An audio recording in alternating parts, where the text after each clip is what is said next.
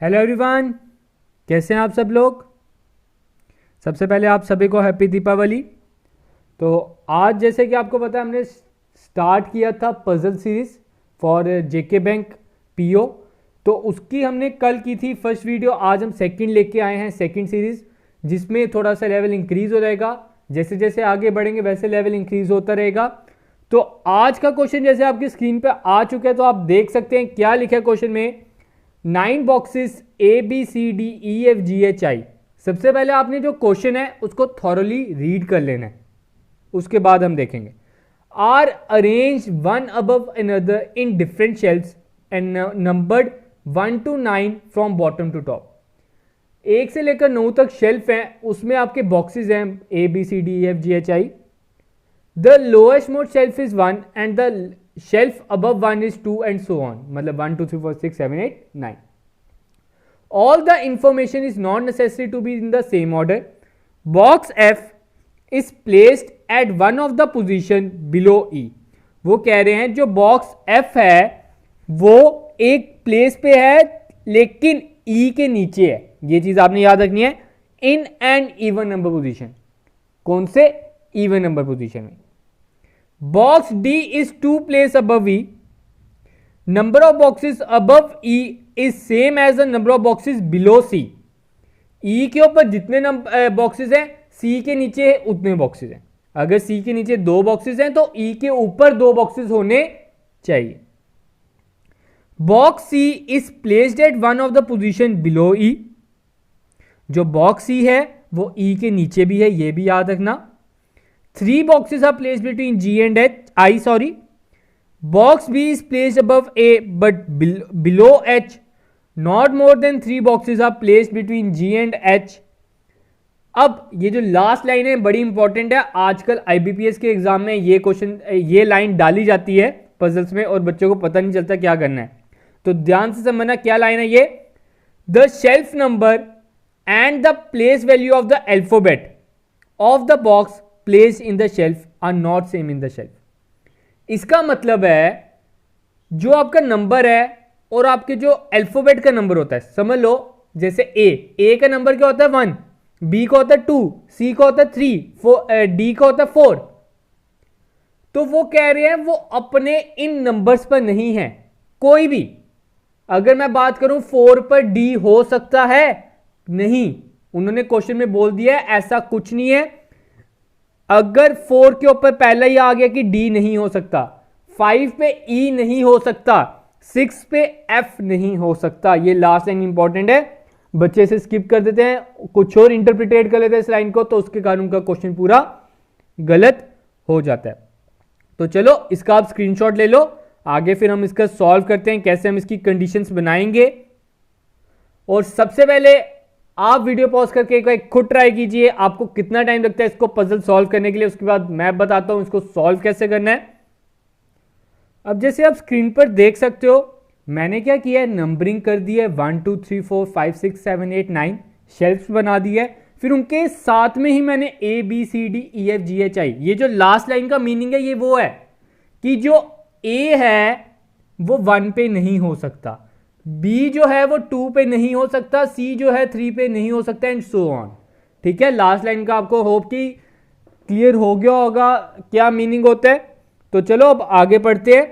क्या बोल रहे हैं, box F is placed at one of the position below E and in A even number position. F जो है इवन नंबर में, आपने ये चीज याद रखना है, लेकिन E के नीचे है कहीं भी।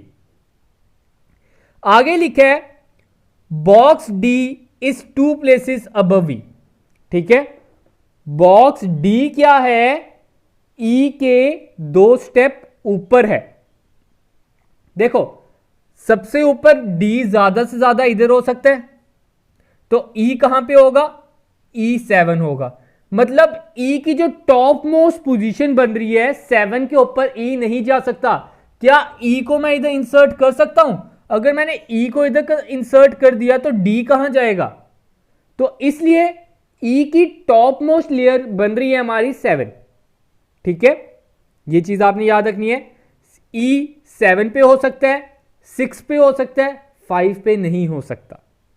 7 पे हो सकता है, 6 पे हो सकता है, 5 पे नहीं हो सकता। चलो हम सपोज कर लेते हैं ई जो है 7 पे है, ठीक है, ई जो है 7 पे है, अगर टॉप मोस्ट लेयर रहेगी ना उसकी, तो उसके नीचे इवन नंबर कौन कौन से बचे, 6, 4 और 2। इन पोजीशन पे आपका एफ हो सकता है। उन्होंने बोला ना एफ जो है ई के नीचे है इवन नंबर पर, तो 7 के नीचे 3 इवन नंबर आते हैं, 6, 4 और 2, लेकिन 6 पे तो एफ हो ही नहीं सकता। तो इसका मतलब एफ हमारा हो सकता है या तो 4 पे या तो 2 पे। लिख दी 2 कंडीशन, इससे इस तरह की बन गई हमारी कंडीशन। होप की क्लियर होगा। अब आगे क्या बोल रहा है, वो बोल रहा है number of boxes above E is same as the number of boxes below C. E के ऊपर जितने भी नंबर ऑफ बॉक्सेस हैं उतने ही सी के नीचे बॉक्सेस हैं। अगर ई के ऊपर 2 बॉक्सेस आते हैं तो सी के नीचे 2 बॉक्सेस होने चाहिए। अगर ई के ऊपर 3 बॉक्सेस आते हैं तो सी के नीचे 3 बॉक्सेस होने चाहिए। तो देखिए मैंने बोला कि जो ई है 7 के ऊपर तो जा नहीं सकता, क्योंकि डी को हमने डालना है, डी तो 2 स्टेप उसके ऊपर है। तो ई को अगर मैं 7 पे लूं तो उसके ऊपर कितने हो गए, अगर ई मैं इधर लेता हूं तो आपका जो ऊपर कितने हो जाएंगे, 2। फिर मुझे सी भी इधर, सी कहां लेना पड़ेगा, 3 पे, उसके नीचे 2। तो ये तो पॉसिबल नहीं है, सी तो 3 पे आ नहीं सकता, ठीक है। ई के ऊपर अगर मैं 2 ले रहा हूं तो सी के नीचे भी 2 लेने पड़ेंगे, तो ये पॉसिबिलिटी नहीं बन रही है ना। फिर इसके अकॉर्डिंग हम लेते हैं, अगर मैं ई 6 पे ले लूं, अगर मैं ई 6 पे ले लूं तो 6 के ऊपर कितने आ गए, 1, 2, 3, तो हमने नीचे से भी 3 छोड़ने, तो सी उधर आ जाएगा, 1, 2, 3, तो सी इधर आ जाएगा। ये हमारे पास पॉसिबिलिटी है। तो इधर से हमें पता चलता है जो एफ है 4 पे नहीं हो सकता, तो ये वाली पॉसिबिलिटी इधर से ही क्रॉस हो जाती है। तो मैं इधर डाल देता हूं ई को, 1, 2, 3 ऊपर आ गए, और सी को मैं डाल देता हूं 4 पे, 1, 2, 3 नीचे आ गए। होप की क्लियर होगा इतना। अब ये 3 जो हैं ई सी एफ, इनकी हमें पोजीशन ये फिक्स्ड है, ये चेंज नहीं हो सकती, यही है। अब क्योंकि अगर मैं ई को नीचे कर दूं 5 पे आ नहीं सकता ई, क्योंकि ई का 5 रैंक होता है, तो ई इधर नहीं आ सकता। अगर ई को मैं इधर कर दूं फिर सी कहां जाएगा, सी के नीचे भी तो उतनी पोजीशन होनी चाहिए। तो इनकी 3 पोजीशन हमारी फिक्स हो गई है। अब आगे करते हैं, अब आगे बढ़ते हैं। जैसे कि मैंने आपको लास्ट वीडियो में बनाया था, 3 कंडीशन से ज्यादा कंडीशन बनाने की जरूरत नहीं है। तो अब मैंने इधर बना दिया है, इन तीनों की फिक्स पोजीशन है, उनके अकॉर्डिंग मैंने लिख दिया है। अब क्या बोल रहा है, नेक्स्ट आगे पढ़ते हैं। 3 boxes are placed between G and I. G और आई में 3 बॉक्सेस का फर्क है। अगर जी मैं इधर लेता हूं, अब हमें इधर इस क्वेश्चन में यह भी नहीं पता कि जी ऊपर है कि आई ऊपर है, तो दोनों हो सकते हैं। तो मैं इधर जी भी ले सकता हूं, आई भी ले सकता हूं, लेकिन आप इधर देख रहे हो इधर आई नहीं आ सकता, तो इधर मैं सिर्फ जी ही ले सकता हूं। तो आई कहां पे होगा, 1, 2, 3, तो आई आपका आ जाएगा इधर, इसके अकॉर्डिंग। सेकंड कंडीशन में हम जी लेते हैं इधर, तो आई कितना किधर आ जाएगा, 1, 2, 3 इधर, इधर तो पोजीशन ही नहीं है, तो इधर से गलत हो जाता है, मतलब जी और आई इधर नहीं आएंगे। 8th पोजीशन पे भी जी और आई नहीं है। तो अगर बात करूं मैं जी और आई की इधर, तो जी और आई अगर मैं इस पोजीशन पे लूं 1, 2, 3, तो थर्ड वन इधर आ जाएगा। लेकिन इधर जी नहीं आ सकता, इधर आई आ सकता है, और इधर क्या आ सकता है, जी। अब आगे बढ़ते हैं। अगर मैं जी और आई इधर लूं 1, 2, 3 और इधर आ जाएगा, तो ऑब्वियस ही बात है हम इधर जी भी ले सकते हैं, आई भी ले सकते हैं। तो मैंने स्लैश करके लिख दिया है, इधर भी जी ले सकते हैं और इधर भी आई ले सकते हैं। तो ये हमारी अभी अलग दूसरी कंडीशन बन गई। अब उन्होंने स्टार्टिंग में एक और चीज बोली थी, वो हम स्किप कर चुके हैं, कि जो डी है वो ई के 2 स्टेप ऊपर है। तो ई की तो फिक्स पोजीशन हमें पता चल गई है, तो ऑब्वियस ही बात है डी की भी फिक्स पोजीशन ये होगी, तो ये भी लिख लेते हैं। अब नेक्स्ट लाइन पढ़ते हैं। नेक्स्ट लाइन में वो बोल रहे हैं, नीचे आप जैसे स्क्रीन पर देख सकते हो क्या लिखा है, box B is placed above A but below H. Box B जो है ए के ऊपर है लेकिन एच के नीचे है, मतलब पहले एच आएगा, देन बी आएगा, पहले एच देन बी, उसके बाद ए आएगा। बी के नीचे ए है और बी एच बी के ऊपर है, ये चीज उन्होंने बोली है। तो आपको तीनों कंडीशन में दिख रहा है, तो उधर हम पुट करते थे, तीन ही ऑप्शंस बचे हैं, इधर पहले एच आ जाएगा देन बी देन ए,